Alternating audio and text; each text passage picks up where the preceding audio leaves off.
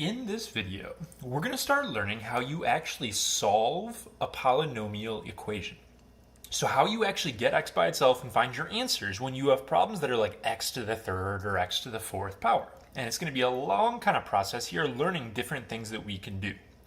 Now, if you remember last chapter with quadratics, we ended up learning in total like 5 different ways to solve an x squared problem. There were a bunch of different methods that I made you learn. And at the end of all those methods, I finally gave you that quadratic formula that worked on every single problem no matter what. So if you think about it, we learned all these different strategies that sometimes work, sometimes don't, and at the end, there was a formula that we can just like not even worry about all these choices and just always use it. So I feel kind of bad that last chapter I made you learn all those different methods when there was just a great formula to do. So I'm going to give you guys the option here and now to use the cubic formula for solving x to the third problems. It's up to you if you choose to use this or not, but I'm going to show it to you here, and you can have that option to ignore the next couple of lessons and always use the formula. So up here on the top, I have the quadratic formula written down. We've used this guy before all the time, and that's kind of our old friend by now. Not that bad to do. Then what I have is for a cubic problem, so you have to have an A, B, C, and D instead of just A, B, and C. This is going to be our formula. So if you look at this formula, compared to the quadratic formula, this is so much worse. There's going to be not even just one line, there's actually 2 separate lines to this formula right here. There's cube roots in it, which we haven't even learned about yet. Inside that cube root, there's a square root with a bunch of stuff going on. There's the whole second line. And at the very end, after you do all that work, never forget to subtract b over 3a. So obviously, this does not look pleasant, and I'm sure it's not. I've actually never in my life used this formula before, and I never intend to either. It's just too much. So when we're going through these lessons on polynomials, there's not going to be like a magic, oh, just do this and you're good, like there was with quadratics, because things just get too complicated. And this is just for a third power. Fourth power is probably even crazier than this one right here. So instead, what we need to do is we need to fall back on other methods that I've taught you guys that still work on polynomial style problems. This formula here is not something I would ever recommend you use because it's just too much. What we need to do instead is think about some of the other strategies that I taught you last chapter, because it turns out they still work in polynomials. And the first thing we're going to get into in these next 2 lessons here is how you factor a polynomial. So I have written here an x to the third problem that I want to solve. And we don't know how to factor an equation like this. We've never done something like that. For right now, though, I don't care about how you factor it. I just want to show you what you get when you do factor it. So if you factor it, and we don't know how to do it, but if you do, it turns into these 3 parentheses. If you don't believe me, you can FOIL these out and you will get this answer right here. It's not clear how we got there, but you should be able to accept that this equation is the same as this one. Now, why is that helpful for us?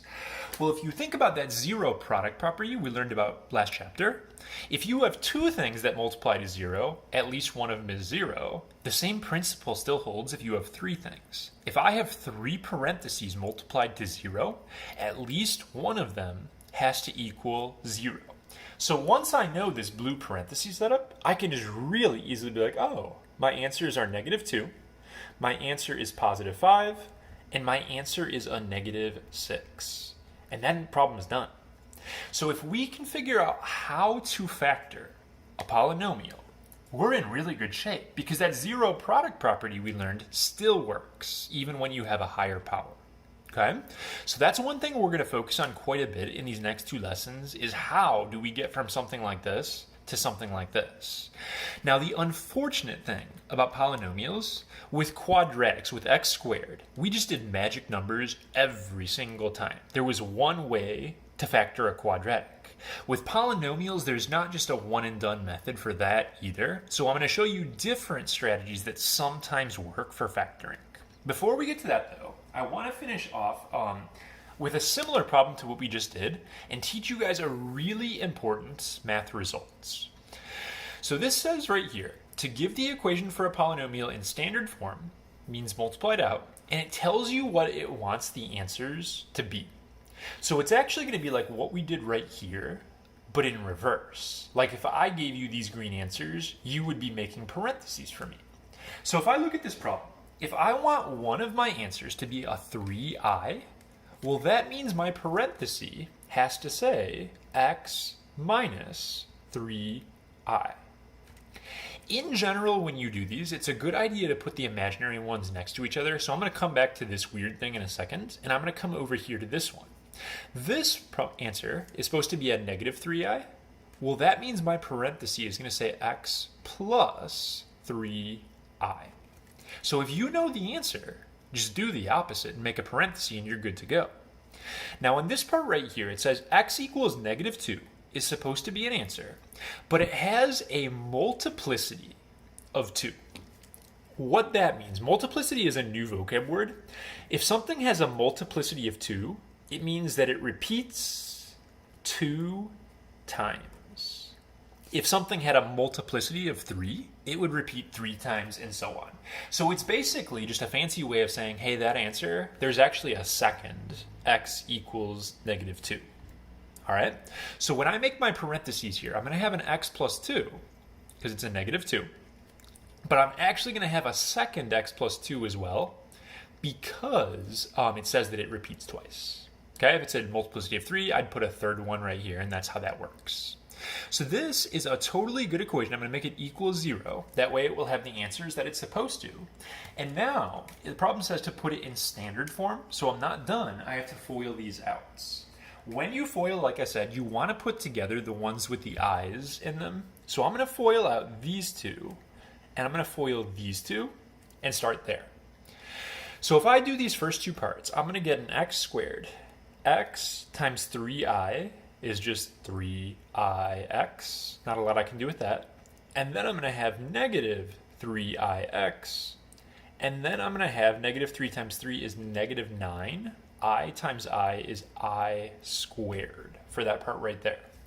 These weird middle parts cancel each other out, which is great. And you have to think back to last chapter. Negative 9i squared means negative 9 times a negative 1, which turns that guy to a positive 9. So at the end of the day, when I FOIL out those two ugly parentheses, I end up getting x squared plus 9. Then I'm going to go over to the right side, and I'm going to FOIL out my 2x plus 2's here.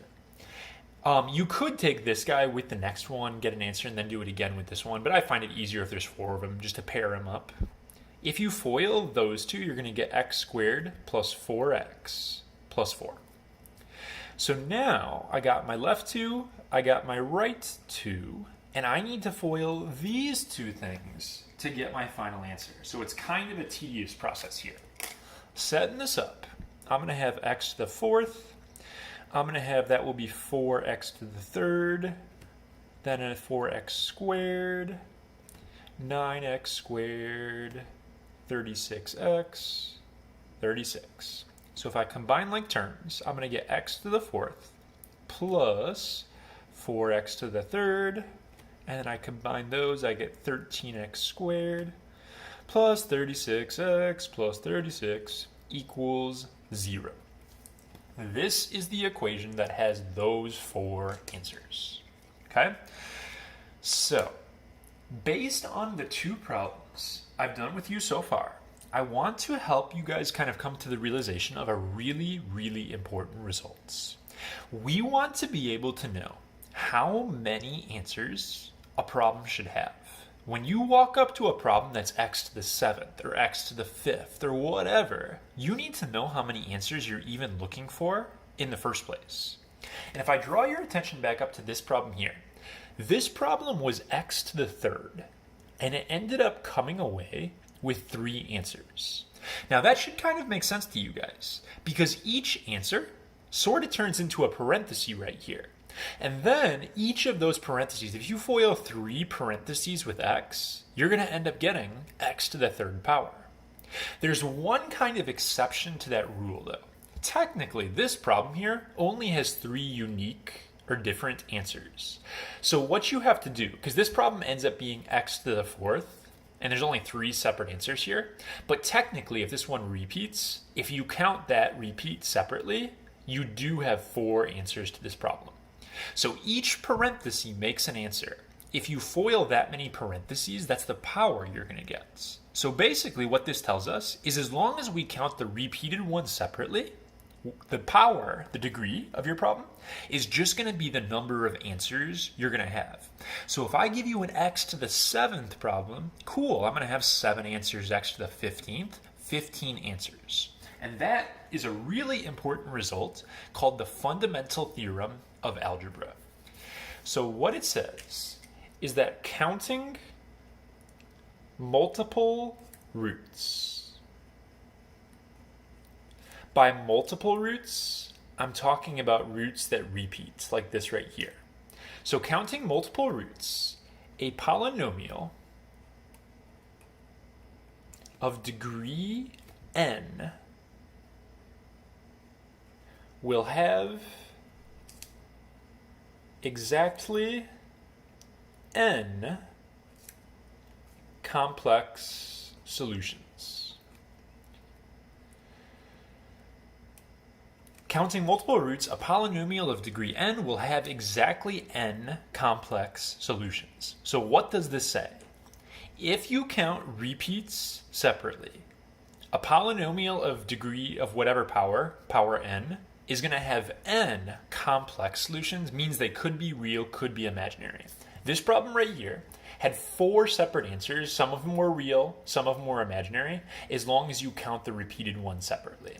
And this is a really big deal because when you do a problem, you need to know how many answers you're supposed to have. And if you're doing x to the 4th, you'll know going in you're supposed to have 4 answers.